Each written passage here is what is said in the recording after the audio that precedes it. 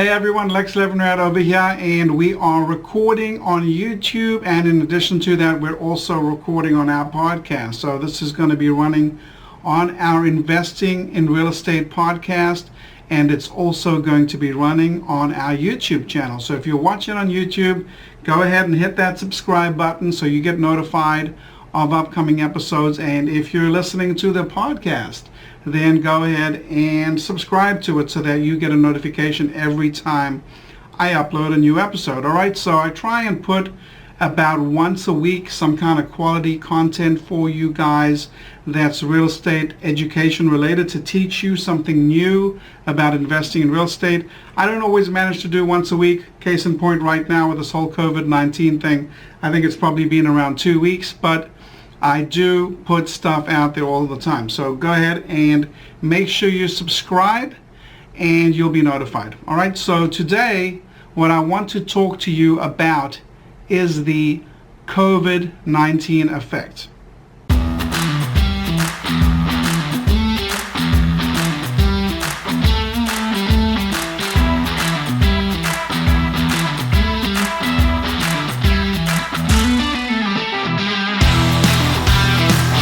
Okay, COVID-19, and how do you as a real estate investor relate to this? So let's look at the pros and the cons, right? So there's a lot of stuff going around. I've spoken quite extensively on my blog about this, and I've got a couple of blog posts about it if you want to read. But basically, let me summarize it for you. Okay, so number one, is it bad? Well, yes, it is bad, and I'll tell you why. If you've got 22 million people that are unemployed, and let's say 5 million of those people don't get hired back, and the rest do. And let's just use the national average of about 65% of the U.S. consumers are homeowners. Well, that would be 65% of 5 million people that cannot pay their mortgage, and that would definitely trickle down in the next 6 months or so into a looming foreclosure crisis. Now, what can be done to prevent that? Well, they have done some kind of discussions about moratoriums or forbearances, but that's just kicking the can down the line. All right, so probably the smartest thing that they could do is just let people tack the mortgage onto the back end of their loan, because that wouldn't affect the banks much and it would give people some kind of clarity. But you have to understand, not everybody has a government-backed mortgage like an FHA or a Fannie Mae or a Freddie Mac mortgage, right? So there's a lot of people out there, there's a lot of real estate investors out there that don't have those kind of mortgages, that will not be forgiven on their mortgage, right? So if I've got a rental property, or if I've got a fix and flip and I've got a private loan with a private lender, and you, my private lender, you probably want your money, right? So the fact of the matter is that there's going to be a lot of people out there that are not going to have forbearance as an option. So what does this mean, and how does this translate? Well, on the one side of it, you can look at it and say this is really going to be bad, and you're right, it's probably going to be pretty bad. But the flip side of it is this: we've been coming out of a market that we have had zero inventory for a long time. And when I say a long time, I mean we started our Distressed Real Estate Institute, which trains new investors how to make money by investing in foreclosures and short sales and bank-owned properties. And we started that back in October of 2008, about 2 weeks before, I should say, 2 weeks after Bear Stearns and Lehman collapsed, right? So at the time, everyone was talking about the world ending, and I recognized that opportunity, and I capitulated on it by starting my real estate investment company, my real estate investment club, and starting to educate people, so that by March of 2009 we were jumping in and we were buying tons of houses. We were buying houses in Port St. Lucie, Florida, that were 3-bedroom, 2-bathroom houses for as little as $35,000 and $36,000. We bought a bunch of them that month in March, 7 I believe. Just in that month, and today those houses are $200,000, just to give you an idea of how cheap stuff was back then, right? And so I recognize this because I've been in real estate since 2003, and I watched everything go up until 2007, and then it came down, and then, you know, in the beginning it came down. We said, all right, the real estate's down and it's really bad. But one day I looked at it and I said, after about a year and a half had gone by, so you're talking like all of 2007 and the majority of 2008, and now I'm looking at it and I'm saying, wow, there's banks that are listing REOs, which are bank-owned properties, at $50,000. It used to sell for $200,000, and that just doesn't make any rational sense at all. And that's when I came up with the idea in the middle of 2008 to start a business teaching other investors how to make money investing in foreclosures, short sales, and bank-owned properties, right? So we opened up this company. I wrote a book called Wholesaling Bank-Owned Properties to discuss that. You can get a free copy of that on my website, by the way, at lexlevinrad.com. Right front and center on the homepage, just click in your name and email address, you can get a free copy of that. So basically, we came out and we started telling people how to invest in these things. So then, by 2009, foreign investors had come into the market. By 2010, the market was starting to pick up. So the same houses that we could pick up for $35,000 in 09, by 2010, they were already 50, 55, 60,000, right? It's a substantial increase already. But yet the media still said that real estate was terrible.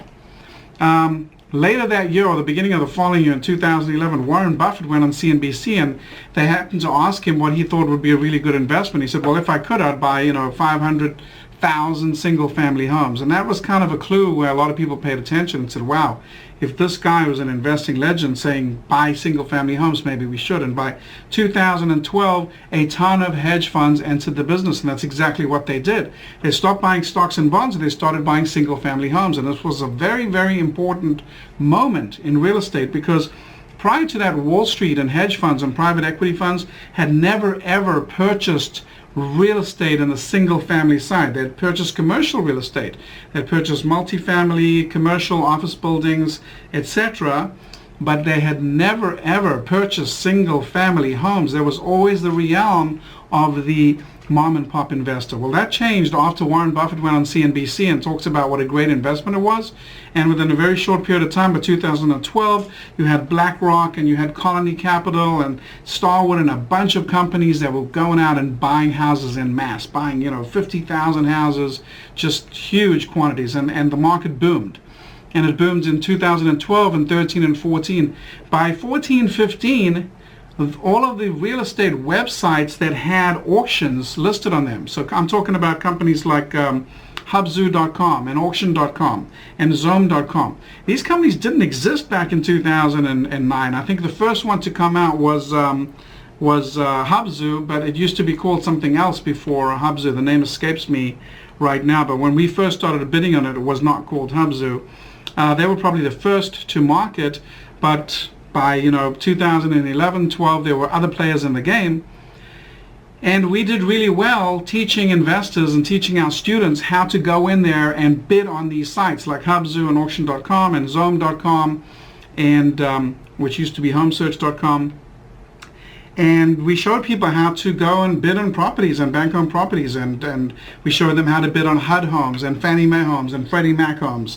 And we also showed them how to flip these homes, and more importantly, how to do it legally. In other words, how to do it in a way that's not going to upset the entities that you're buying from, right? And generally speaking, that boils down to being able to close, right? So a lot of wholesalers, they just want to flip a contract.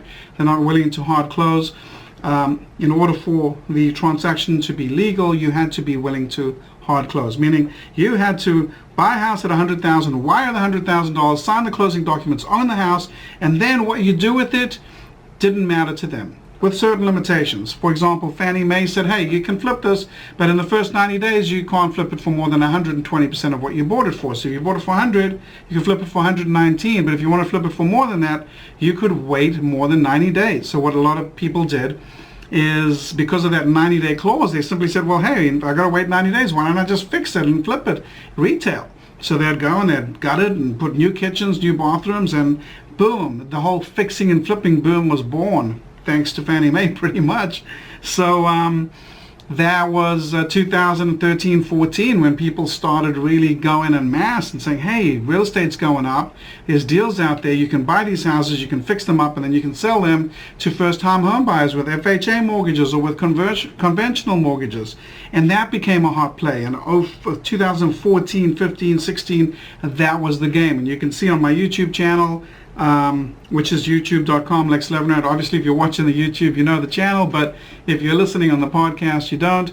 Then that became the hot game, and there was a ton of money made. And you can see on my YouTube channel lots of examples of me standing in front of houses that I had fixed and flipped, and I show you examples of what they look like when I bought them, what they look like after I fixed them, and what they look like when we sold them. And we also have a lot of webinars on that as well, and that really became the play, right? So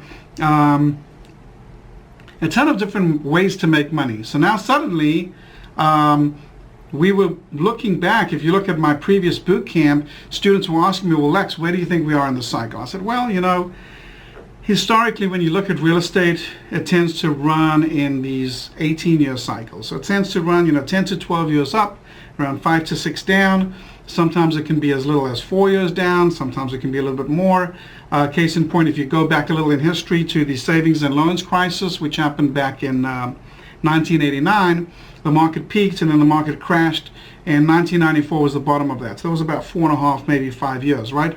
And then from there, we kind of boomed again, 1995, and we just pretty much kept booming. And then we had some significant events that happened, like 9/11 and the stock market crash of 2000, that caused the Fed to lower rates. And that lowering of rates was a hugely significant event, because for the first time, if you look at interest rate history, interest rates were 18% back in like 1982. So now you had interest rates at substantially historic lows, and people were scared of stocks, so they flew to real estate in 2001, 2002, 2003, and then people noticed how much real estate was going up, and then everyone else wanted to get into it, and you know what happened with that, right? All the bad loans, all the risky mortgages, and ultimately that landed up in the housing bubble, and you saw how that played out. So that's when we got in a big way, meaning when I say a big way, we were buying. I was just a landlord, 2003, 2004, 2005. I bought houses, I used borrowed private money, I fixed them up and I rented them out, and the goal was to just keep them for 20, 30 years, and that would be my retirement. But it didn't quite work out that way, because what happened was the financial crisis came along. So when the financial crisis came along and everything pulled back, the first thing I realized is it didn't make any sense to buy anything, right? So I remember I bought one house for $80,000 in an area called Lakewood Park, and within 6 months it was worth 60 or 55. So I realized very quickly in 2008, hey, take your foot off the pedal, don't be quick to buy, just step back a little bit. And that was when I decided to write a book about my experience investing in real estate and how I bought, $3.6 million worth of real estate with other people's money in just 18 months. And that book landed up taking me 2 years to write. It landed up being like a 800-page Word document, and with all the editing and everything else, ultimately when it was done, it was about this thick, and that became my home study course, which I called Millions in Real Estate with No Cash and No Credit, which still today, obviously it has updated versions of every 6 months are updated, but basically that's still the groundwork of the real estate training program that we have at the Lex Real Estate Training, where we bring students into our boot camps. We give them that home study course, we give them a 6-disc audio CD set, and we also, over the years, have added other things like the online training site with videos, etc. So basically, what happened during that period of time is that, initially we just said, all right, well, look, we'll just kick back and we won't do anything. And I'll write a book, right? Always wanted to write a book, so that gave me an opportunity. Subsequent to that, I've written 7, but that was not my first book. My first book actually was a book that's no longer in print, which was terrible. If you want to ever learn how not to write a book, just write one, and then you'll take all your mistakes from that, and you'll be able to go to your next book, right? So I wrote the book, and pretty much kicking back, and then it suddenly dawned on me. I said, you know what? I've got these investors, and I'm using the rent money to pay them interest, but what am I going to do if the banks won't refinance me in 2009 when the loans become due and the investor says, hey, I want my 100 grand back? Because prior to that, my strategy was I simply borrowed from an investor. Let's call the investor Jack. Let's say I borrowed $100,000. I bought a house and I rented it out, and then the rent was more than what I was paying Jack in interest, and then I just simply went to the bank, right? Chase, City National, and said, hey, I want to refinance this. My mortgage broker would go and get me a mortgage that would be more than what I owed Jack, because the house would appraise higher because I'd fixed it up. I'd simply pay Jack, and boom, I'd keep the extra cash in my pocket, and I would just keep doing that.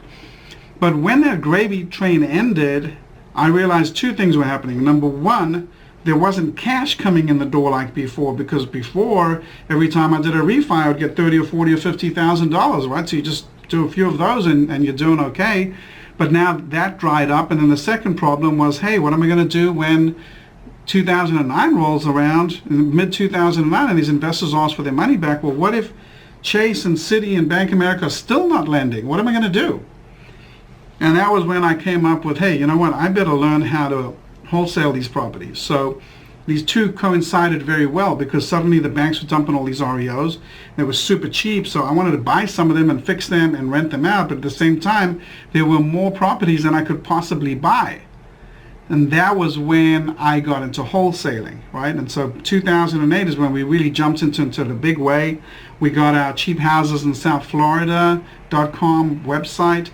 And guys, back then, you could do Google pay-per-click at 3 cents a word. I'm kidding. I'm not kidding you. Today, it's over $1. So back then, you could say like cheap house in Fort Lauderdale, and the keyword would be 3 cents. Or you could say fixer-upper in Pompano Beach, and it would be 3 cents. So I was spending $10 a day and getting just hundreds and hundreds of names of buyers, and they were just coming to my site, and we were posting these properties for sale on the site. So what we did is we simply took the properties that were listed on Realtors.com and Zillow, and we just posted all of them. And I was pretty much doing this myself, right? So I would sit there for a few hours and I'd post them all, and guess what? The phones would start ringing. I get a guy from Paris. I'm interested in that house in Pompano Beach. And then an hour later, I get a call from someone from Russia or Europe or South America or Israel. There were all these investors. And then I realized, hey, I just got to figure out how to buy these houses from the bank and turn them over and sell them to these investors. And that's what we started doing. We became really, really good at it, to the point where we were moving 15 or 20 houses a month like that. And we weren't putting a lot of a spread on it, because the investors who were buying from us, they had to make a good profit. So the way we worked is we made a small spread of $2,000 or $3,000 per deal. But we say, hey, if we can do that 15, 20 times a month, that's good money, right? That was the wholesaling side. Market crashed, we bought some nice rentals, we fixed them up, and we kept them. And as I told you, they went up to $200,000. So then we had the fix and flip years, and those were great. So now the question is, what do we do now? The subject of COVID-19. And the answer is, the game has changed, right? So I read an excellent book after I used to be a stockbroker. A lot of people don't know this about me, but I used to be a stockbroker, and I was even a trader on the floor of the Chicago Board of Trade at one point. But and I managed quite a lot of money, about $82 million of other people's money. Lost all of that and that business in the March 2000 tech bubble. And so basically that got me out of that business, and I never wanted to go back into that business. And I really don't like stocks and bonds and mutual funds ever since then, because of that experience. But what it did teach me, right, is how to get into real estate. And I landed up getting into real estate by watching a late night infomercial by a guy named Colton Sheets, who unfortunately just passed away like 2 months ago. And that's what got me my start in real estate, and learning how to buy real estate no money down, and learning how to borrow money from investors, and then how to take that money and buy these rental properties and have them cash flow and extract that capital. That's where we came up with the concept of no money down. Not that it's my concept. Obviously, no money down real estate was invented way before I was born, but the concept of teaching no money down real estate, right? Because a lot of people still, even today, don't really understand how that works. And they don't understand it's really very straightforward. You buy a property at 70% of its after repair value, assuming it doesn't need much work, and you just put a tenant in place. You go to the bank and you refinance it, and I just did one 2 weeks ago, and I got another one coming up in a couple of weeks. So it's not really rocket science. But where we are right now, the game has changed, right? So when the stock market business disrupted for me, I went through a period of shock. Like, I didn't know how to relate to it. I didn't know what to do. And then somebody mentioned this book called Who Moved My Cheese, and I read it.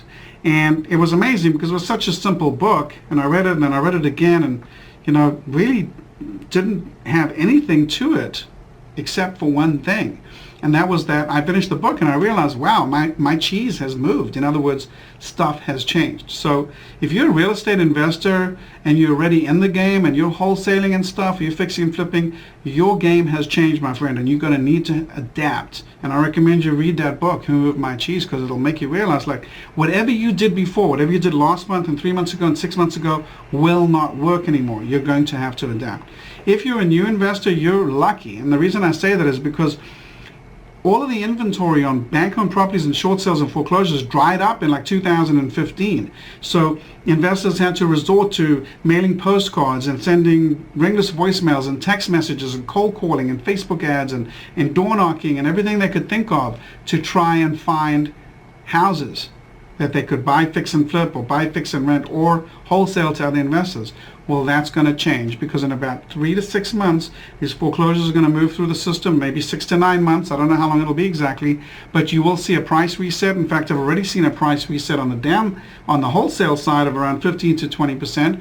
I've instructed all of our acquisitions people and all of my students to buy 20% lower than a month ago. So if a month ago I was buying a 3.2 for 120,000, today I'm buying that same 3.2 for 100,000, right? So that's number one, price reset. Number two, banks are still lending. FHA conventional, I don't know how long that'll last. Hopefully it will continue. But as long as you can borrow money at, I got a 15-year fixed rate quote of 2.25%. It was like 2.75, paying like, I think about $1,000, and I think if you paid $3,000, you can get it down to 2.25%. But when you're seeing rates that are lower than inflation, that means they're pretty much giving you free money. So if you have a job and credit, you have the ability to buy a rental property, start operating now, looking for one. Get pre-approved, look for a property, throw in an offer a little bit lower, maybe 10, 15% lower than where you would have a month ago, and pick up that property and refinance it, and boom, you're good to go, right? If you're new in the game and you want to learn how to wholesale, well, guess what? A lot of your competitors are going to get washed out. They're going to be gone. They're going to disappear. And you're going to be able to come in at an entry point where suddenly there will be REOs again. So I suggest you learn about foreclosures and short sales in bank-owned properties. Wholesaling bank-owned properties, which I mentioned you can get for free on my website at levinrad.com. It gives you a really good intro into understanding, first of all, what wholesale real estate is and how it differs to retail real estate. So if you own a home, you bought a house with a mortgage, that's retail real estate. It's got nothing to do with wholesale real estate. Wholesale real estate is you're buying a distressed property. It's completely different, and that book gives you a very good basic introduction. It's not going to teach you everything about wholesaling. And if you ever see somebody who's going to sell you a little book and tell you it teaches you everything about wholesaling, they're lying to you, right? But what it will do is it'll give you an introduction. And it'll explain to you what wholesaling is and what wholesale real estate is and why somebody would sell a house for 50 or 60 cents on the dollar. And once you understand that concept, you understand the concept of properties get damaged, and you understand the concept that some sellers are motivated to sell, then you'll be able to tap into that by learning how to find these damaged properties and learning how to find the motivated sellers. And of course, what's the biggest motivated seller out there? The banks, right? They got to dump inventory. It's very simple, right? Homeowner doesn't pay their mortgage, the bank sues them. They go into foreclosure. Eventually, if they don't settle it, then what happens is it becomes an REO, an asset owned by the bank, right? It gets sold at the courthouse. If nobody bids high enough, then the bank buys it back. And then it's owned by the bank. And then at that point, the bank has to liquidate it. And they have to liquidate it for cash. They're going to sell it to you with a mortgage. They want a cash investor like me to come in and buy that house. And then that cash investor that buys that house can fix it and keep it as a rental, or they can fix and flip it to a retail buyer with a mortgage, or they can flip it wholesale to another investor for $3,000, $5,000, $8,000, $10,000, right, or more. So that's what I want you to learn, and that's the opportunity that you're going to be very, very soon encountering. All right, so don't look at this as a negative. Look at it as a positive. So somebody said to me the other day, they said, hey, Lex, you know, you got a lot of rental properties. Aren't you concerned if your rentals just got devalued by 20%? And I said, no. I said, do you want to know why? And he said, why? I said, well, let's take an example of one that I just refinanced 2 weeks ago, right? So this house, I bought it for $102,000. I borrowed $100,000 from a bank. That loan was a 15-year fixed at 3.25%. My payment was $702 on that. That house is rented for $1,300 a month. All right. So I've extracted cash out of that property and now 15 years from now, I have the property free and clear. If real estate goes up at just 4.8% per year, then that property will double in 15 years. So it would be worth, let's say if it's worth 150 today, and I bought it for 100, then it'll be worth 300,000 in 15 years. Now, if rents go up at just 4.8% per year, then rents will double too in 15 years. So that $1,300 per month rent now would be $2,600 per month. So here's what I said to that student. I said, listen, let me ask you a question. If that $150,000 house temporarily dips down to 120, let's just say as an example, right, which would be a drop of 20%, and then let's say I go and I buy a couple more houses at 120, and I rent them out for the same $1,300. I said 15 years from now, those houses are going to be paid off, right? This house will be paid off and those houses will be paid off, right? And I'll be getting, let's say, $2,600 a month in rent. And then when the house is worth 300, do you think it'll matter to me that I bought one at 150 and one at 120? Not that much. So some of you that are looking at this, you go, oh my God, it's the end of the world. Real estate's collapsing. I'm never going to be able. That's not true. This is just a temporary reset. Buyers like me are stepping back and they're going, hey, pal, you got that house under contract a month ago and now pricing has been reset. And I understand you want to flip it like you always did for the last 2 years, but your cheese has been moved. The game has been changed. So what you need to do is cancel that contract or renegotiate the price with the seller and move on, because before you know it, my friend, there's going to be HUD properties, Fannie Mae, Freddie Mac, properties on Hubzu, properties on Zome and auction.com for you to be bidding on. And you can take advantage of this if you want to wholesale or fix and flip or be a landlord. All right, guys? So I hope you enjoyed that. Make sure you hit that subscribe button. And for those of you listening to the podcast, I will see you on the next episode.